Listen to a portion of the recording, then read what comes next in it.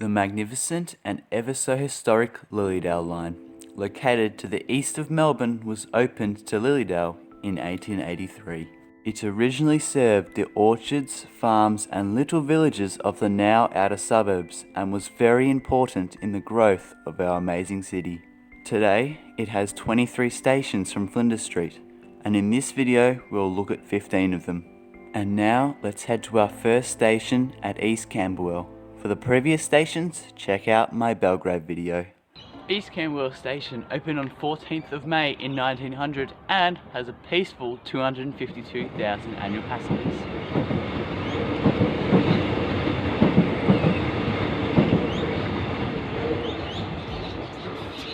The station was originally built to serve the Deepdene Dasher, which was a part of the old Outer Circle line, and the Lilydale line. The underneath platform was withdrawn and closed after World War II due to the Deepdene Dasher being closed in 1927. So Outer Circle line trains would have come from the Alamein line and come underneath the platforms and followed this road up, and there's a park up there, all the way to Fairfield on the Hurstbridge line. If you want more information, make sure to check out my Outer Circle line video. The original buildings were replaced in 1981 by a brick structure due to the fire danger. Funnily enough, 5 years later, the brick structure was destroyed by a fire and the current buildings were constructed. Quick side note on platform 3, these must be the thinnest exit on the line, or maybe even Melbourne. You got a metre, you're not fitting anything with that. Although very simple, this station is quite nice and very peaceful. And now, let's move to our next station, Canterbury. Canterbury Station opened on the 1st of December in 1882 and has 377,000 annual passengers. In the 1930s, a crossover, which may have looked like this, was provided at the southern end of the station, and a signal box was put in to work the gates at the Canterbury Road level crossing. In 1968, the Canterbury Road level crossing was removed, raising the station up 6 metres, and in 1971, the station received its third platform. If I ever do a thinnest platform video, Canterbury will definitely feature, with a tiny end to the island platform. And now, let's move to one of our quietest stations in Melbourne, Chatham.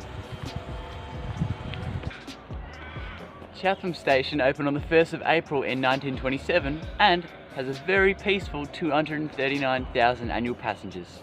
The station was first built with just the island platform, and it's simply named after the nearby Chatham Road. Due to housing being built very close to the station, in 1971, when a third platform was built, it was forced 50 metres east, making a very weird station.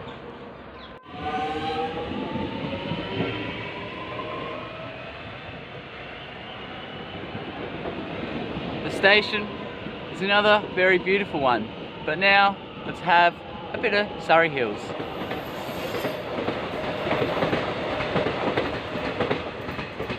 Surrey Hills Station opened in August of 1883 and has 734,000 annual passengers.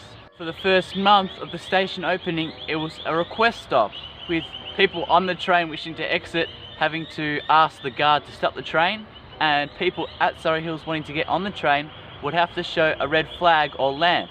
This was due to the steep gradient up to Surrey Hills Station, and if trains had to stop, it must have been for a good reason. It became a regular stop in September of 1883 and appeared on timetables 1 month later. There used to be a small goods yard to the south of the station which closed in 1966 and is now a car park. Union Road level crossing to the west of the station is set to be removed by next year.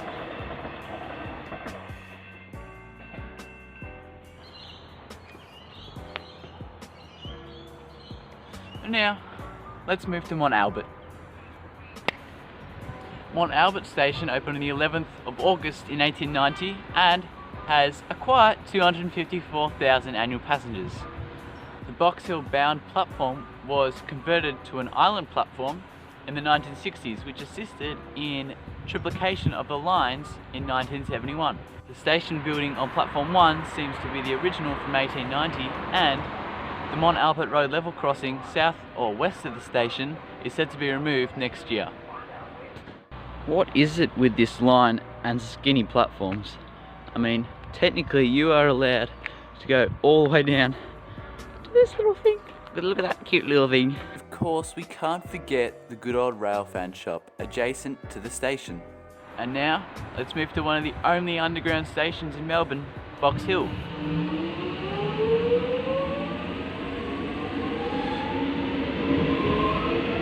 Box Hill Station opened on the 1st of December in 1882 and is located underneath Box Hill Shopping Centre. It's the 8th busiest station in Melbourne with 3.66 million passengers and is the busiest non-interchange station outside of the CBD. The current station was built in 1983 with the removal of Station Street level crossing to the east of the station.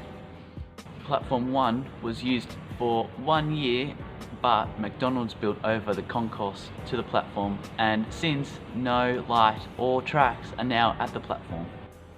So platform 1 was used while the rest of the station was being built, and when there were 4 platforms, 1 wasn't needed and platform 1 had to go. But future plans might see it reopen. Still there.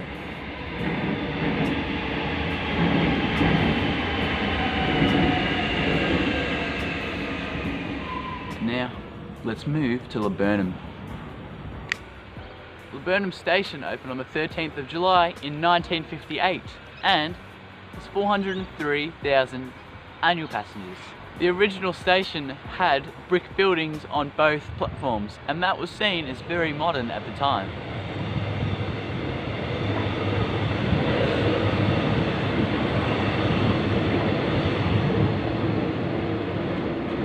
In 2007, the Mooroolbark level crossing was removed, lowering the line 8 metres below the road, and removal of the bend in Laburnum Street to the east. There have also been provisions made for a 3rd track to come in the future. Enough of Laburnum, time to go to Blackburn. Blackburn Station opened on Christmas Day of 1882 and has 1.44 million passengers annually. First named Blackburn Creek and renamed to Blackburn soon after, it was built to serve the growing population of Blackburn and the Blackburn Lake Sanctuary. Due to there being only 1 track past Blackburn in the late 1800s, it was used as a crossing loop station where trains would cross over each other. In 1980, the goods siding was removed and the old station was demolished, with a little bit of the old station still there on the south side of the station. In 2001, Blackburn replaced Box Hill as the end station for some weekday trains. East of the station, Blackburn Road level crossing was removed in 2017 with the line going under the road. And now, let's head to Nunawading. Nunawading Station opened on the 4th of June in 1888 and has 1.11 million annual passengers. It was first named Tunstall, renamed in 1945. The word Tunstall was used as the suburb was a large producer of brick and clay, similar to the famed English pottery town of Tunstall. The word Nunawading comes from the Aboriginal word meaning battlefield or ceremonial ground. Grade separation occurred in 2010 with the line going under Springvale Road. The station is now 8 metres deep over there. So there we have the station just through there, and there is a massive walkway to get to another staircase, which is a secret entrance. Access to stations on both sides of the road must be very rare in Melbourne, and I wonder if it's the only place you can do it, maybe.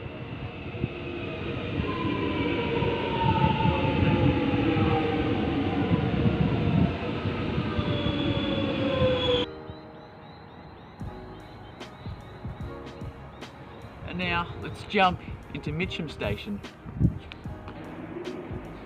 Mitcham Station opened on Christmas Day of 1882 and has 1.2 million passengers annually. The station was first named Emery's Hill but it was renamed to Mitcham after Mitcham Grove, which was an important farm at the time of the station. The original station was replaced in 2014 when grade separation works built a new station underneath Mitcham Road. Up until the 1970s, there was a goods shed and the shunting yard, and when the car park was built over it, the trucks remained for the occasional train to get shunted. And with that, the next station is Heatherdale. Heatherdale station opened on the 7th of September in 1958 and has 555,000 annual passengers.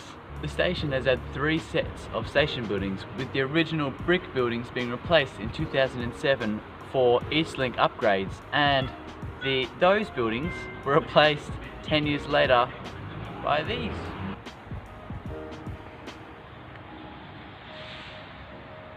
In early 2017, the Heatherdale Road level crossing was removed by lowering the train under the road and creating this brand new, very blue station.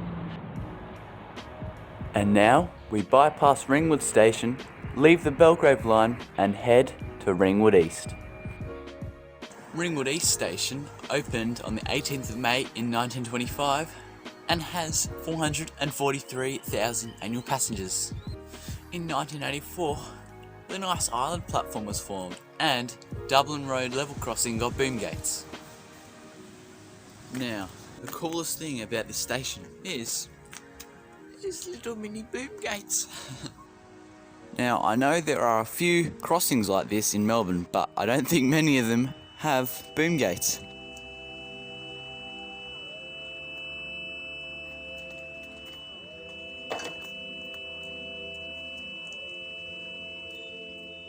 And now, we move nearly 4 kilometres down the track to Croydon. Croydon Station opened on the 1st of December in 1882 and has a nice 900,000 annual passengers.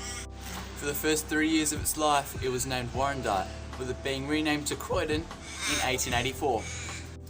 The biggest story about this station is the 1935 Croydon crash. An empty train coming from Ringwood was going way too fast and didn't have time to brake down the hill into the station, and at 97 kilometres an hour hit a stationary train in the siding. Luckily, no one was killed.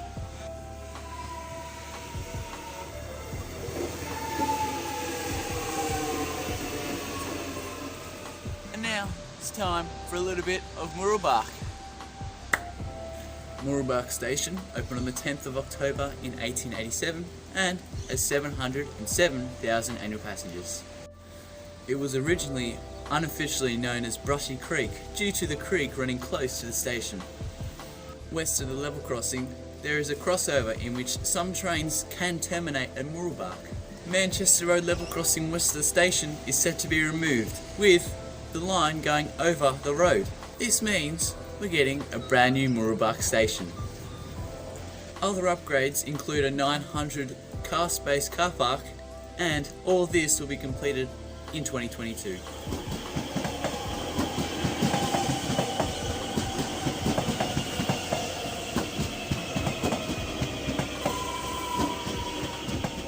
After Mooroolbark, it's a single truck to Lilydale, and let's get back on the train. On the way to Lilydale, there is a massive quarry that used to mine limestone and is now abandoned. Today, it's currently been turned into a housing estate called Kinley. It is great to see it have another purpose, but now let's head to our final station.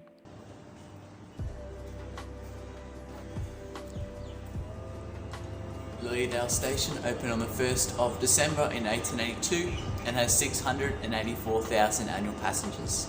Stabling facilities are located past the station, and this beautiful station building is Victorian Heritage listed. It today serves the end of the line. However, there were once 2 lines, the Hillsville and Warburton lines, that ran through the station. The Warburton line fully closed in 1965 and is now a rail trail all the way to Warburton. The Hillsville line closed or cut off from Lilydale in 1980. However, today a tourist railway runs from Hillsville to halfway at Yarra Glen, and plans may see the tourist railway here in Lilydale soon. Or maybe not soon, but maybe one day. So we have Lilydale down there. We have the old tracks going over the road. The Warburton line spurts off to the right and straight ahead. That is the Healesville line. Maroondah Highway level crossing will be removed by 2022 with the rail going over the road. The new station will be situated on the other side of the highway in order to keep the Heritage Listed Station building in the same place. Now this platform, supposedly platform 3, is very fascinating and I would love to know what it is. So if anyone has any information, that would be highly appreciated. There you have it. This incredible and historic line all finished. Time for the outro. Thank you guys for watching another video. Like and subscribe if you did enjoy, and as always, let me know down below of any video suggestions or feedback. This has been the Trainman, and until next time, goodbye.